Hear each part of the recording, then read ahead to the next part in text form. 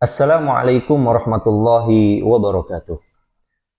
Pada kesempatan kali ini, saya ingin mengajak kepada teman-teman untuk melakukan perenungan terhadap satu ayat Al-Quran yang sangat penting bagi kita untuk merenungi ayat ini agar kita mampu mengambil nilai-nilai yang sangat baik agar kita menjadi seorang muslim yang baik, muslim yang spirit kehidupan kita sesuai dengan nilai-nilai Al-Quran.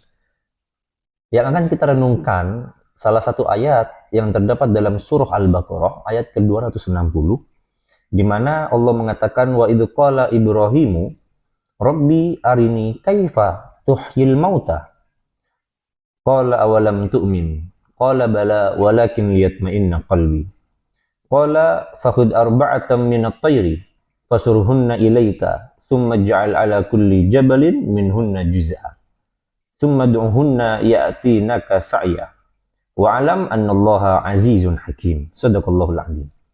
Dalam ayat ini terdapat 3 poin penting yang sangat penting sekali bagi kita umat Islam untuk menarik poin-poin ini agar kita internalisasikan ke dalam diri kita dan kita implementasikan di dalam kehidupan kita, dalam kehidupan berbangsa dan bernegara di Indonesia ini. Kenapa demikian? Karena hampir mayoritas umat Islam di Indonesia sangat membutuhkan 3 hal ini.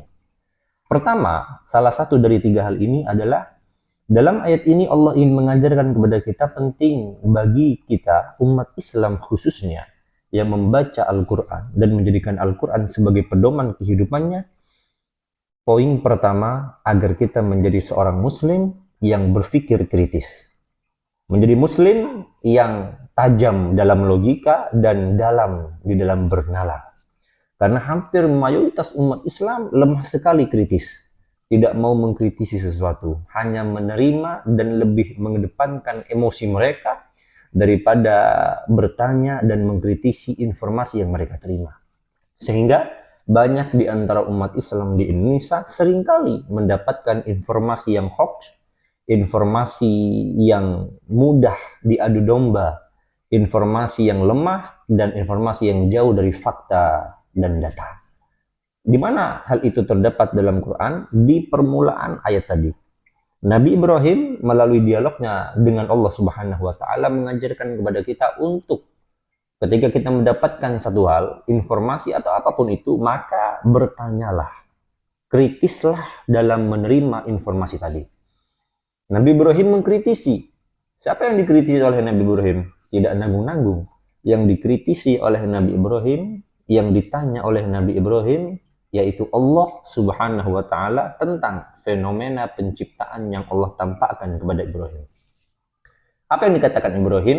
Rabbi, wahai Tuhanku, arini, tampakkan melalui pandangan mataku ini, kaifa, bagaimana. Nabi Ibrahim memulai pertanyaan dan pertanyaan ini ditujukan kepada Allah. Kaifa tuhyil mauta? Bagaimana engkau, wahai Tuhanku, menciptakan atau menghidupkan sesuatu yang mati? Nabi Ibrahim mengajarkan kepada kita jangan pernah takut untuk mempertanyakan sesuatu. Nabi Ibrahim mempertanyakan fenomena penciptaannya langsung kepada Allah. Dari ayat ini kita belajar bahwa umat Islam ketika mendapatkan informasi, maka hal yang penting yang harus kita lakukan adalah menganalisa, mendalami, melakukan kritis terhadap informasi yang kita terima. Agar apa? Agar kita tidak terjebak di dalam kebohongan dan kepalsuan. Hari ini kaifa tuhyil mauta. Poin kedua, dalam ayat ini Allah ingin mengajarkan kepada kita bahwa ketika seseorang ingin mengkritisi sesuatu, ingin tajam dalam pertanyaan maupun logika dan bernalarnya, maka tujuannya harus dengan tujuan yang baik, bukan untuk menjatuhkan orang lain, bukan untuk merendahkan orang lain atau menghinakan orang lain, bukan. Tujuan mengkritisi sesuatu, Nabi Ibrahim ajarkan melalui dialognya kepada Allah. Ketika Allah bertanya kepada Ibrahim melalui fenomena penciptaan, Allah bertanya, awalam tu'min? Apakah engkau tidak beriman, wahai Ibrahim alaihissalam? Maka Ibrahim mengajarkan kepada kita, bala. Ibrahim menegasikan pernyataan atau pertanyaan yang Allah berikan kepadanya. Bukan begitu, wahai Allah.